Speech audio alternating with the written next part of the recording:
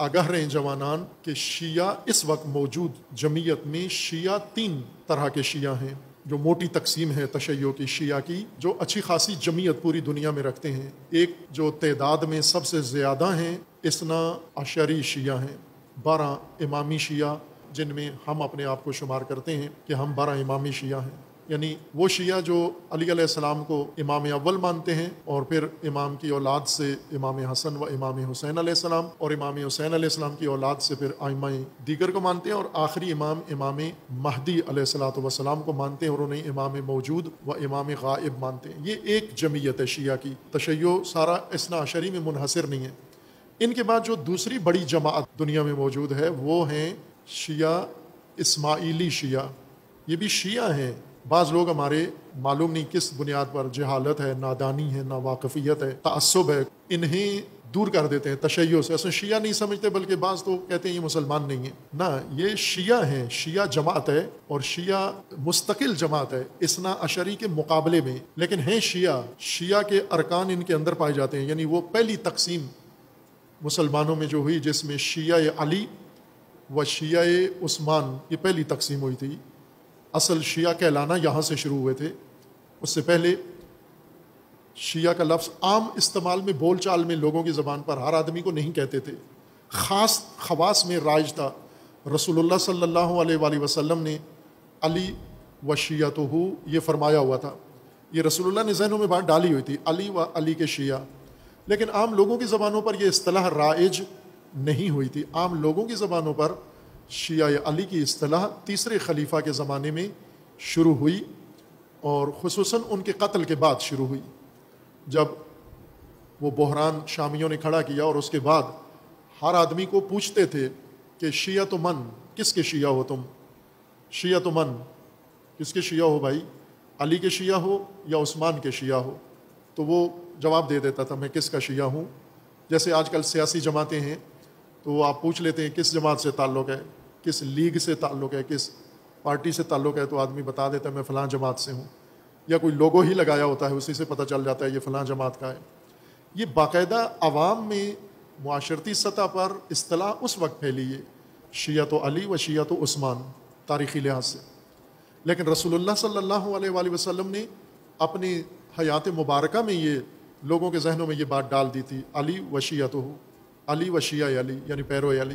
اس تقسیم کے مطابق جو امام علی کو امام مانتے ہیں، امام اول، وہ شیعہ ہے، اور ان میں اثنا عشری بھی یہی عقیدہ رکھتے ہیں، اسماعیلی بھی یہی عقیدہ رکھتے ہیں کہ رسول اللہ صلی اللہ علیہ وآلہ وسلم کے بعد ان کے وصی، ان کے جانشین، ان کے خلیفہ و امام اول وہ علی ہیں۔ اور تیسری جماعت جو آج موجود ہے شیعہ کے نام سے، اور دبنگ شیعہ ہیں، اپنا منوایا ہے دنیا سے انہوں نے، وہ ہیں زیدی شیعہ، جنہیں آپ اخباری زبان میں حوثی شیعہ کے نام سے سنتے ہیں۔ یہ زیدی شیعہ ہیں۔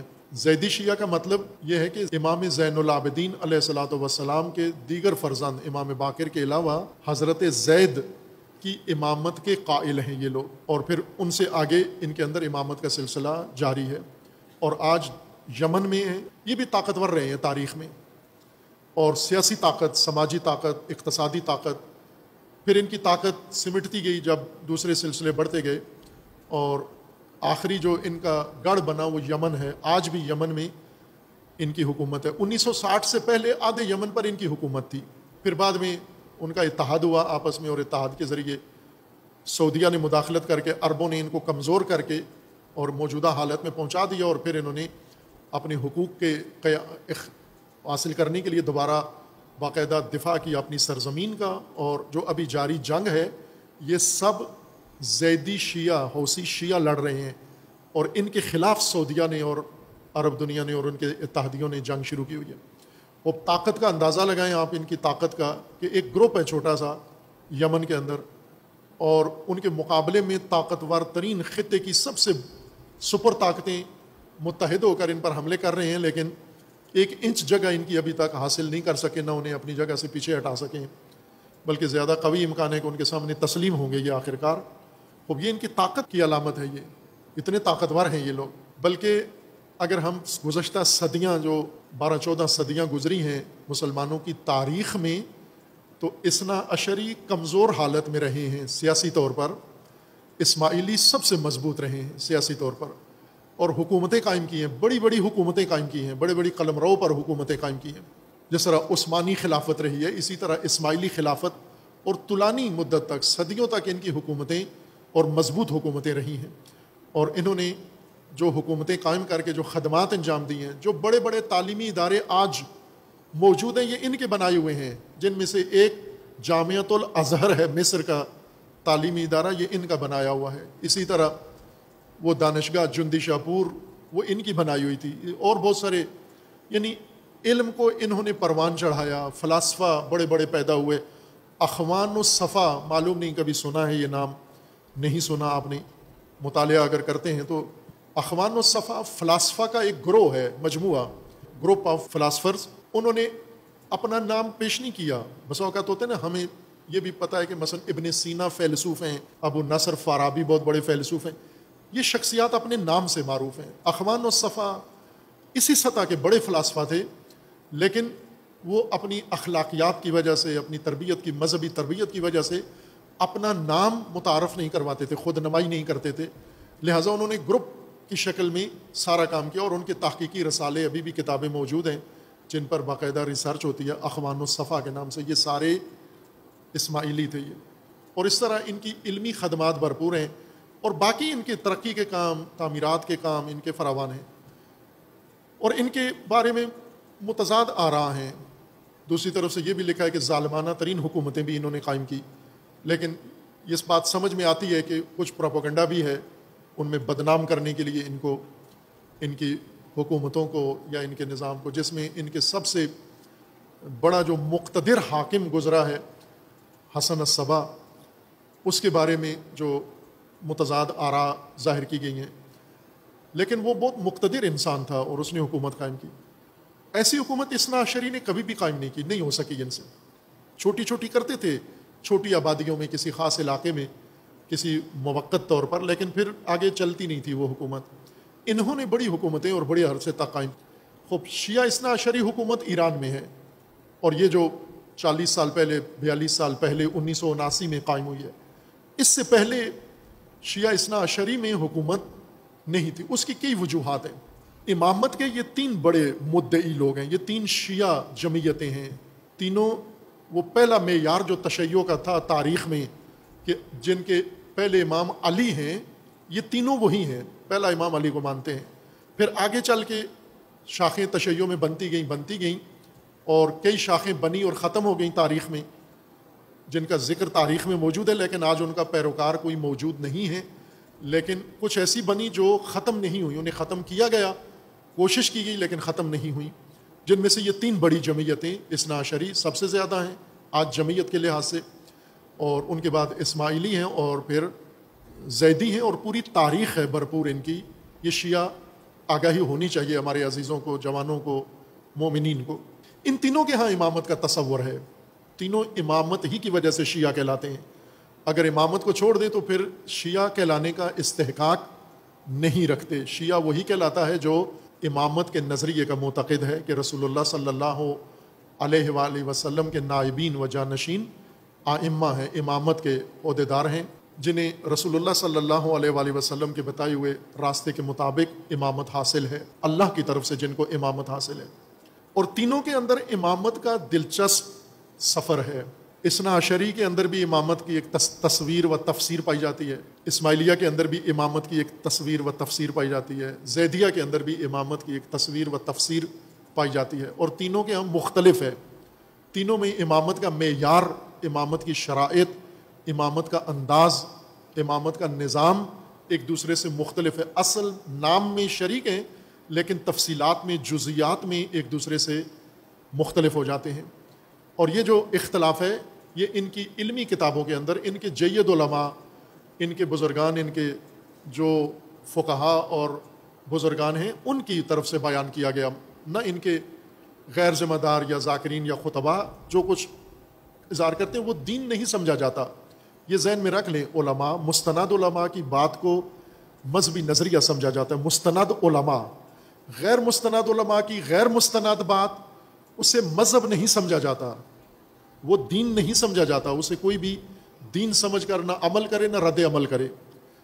جیسے آج کل ہوتا ہے کہ غیر مستند لوگوں کی غیر مستند باتیں، غیر مصدقہ باتیں، انہیں کچھ لوگ سن کر عمل کرتے ہیں، کچھ لوگ انہیں سن کر ان پر رد عمل کرتے ہیں.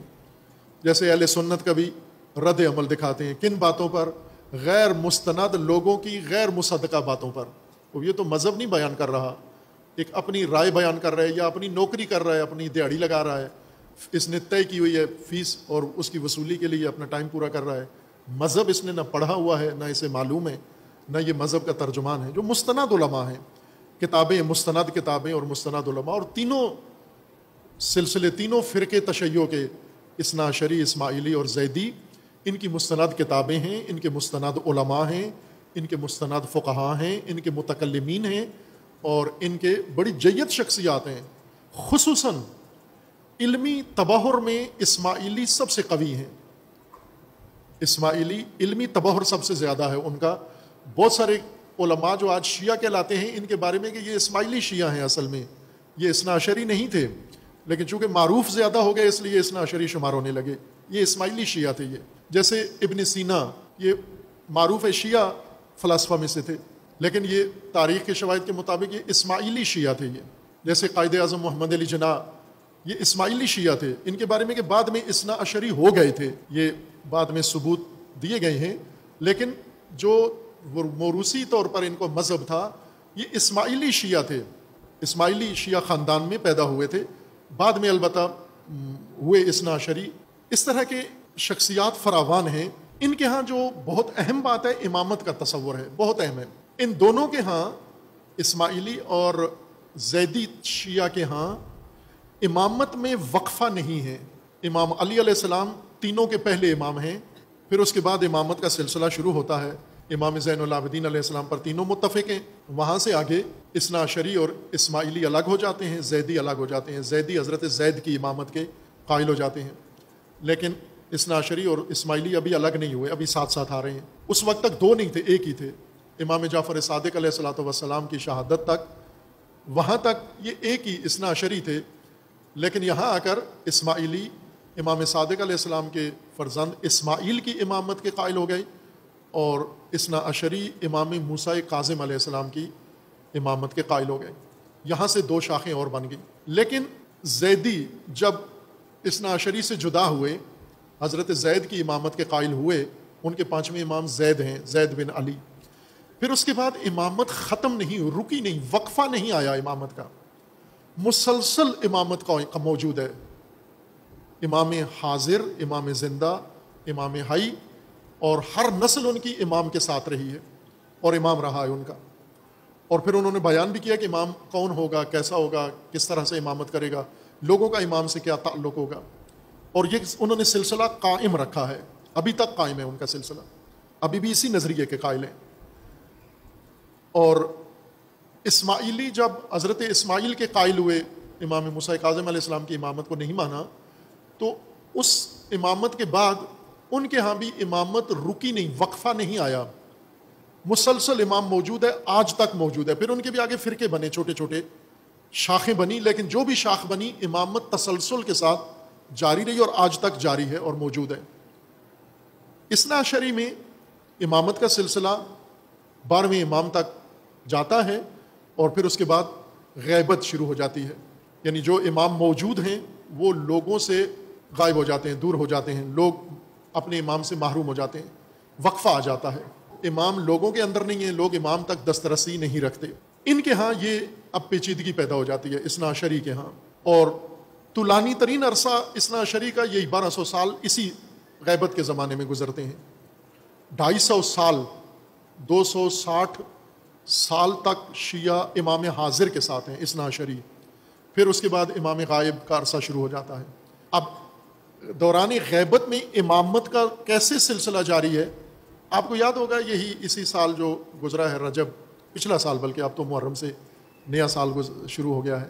پچھلے سال کا 1444 ہجری کا رجب کا جو 13 رجب کا جشن تھا، جامعہ میں ہر سال ہوتا ہے، یوم تاسیس بھی ہوتا ہے.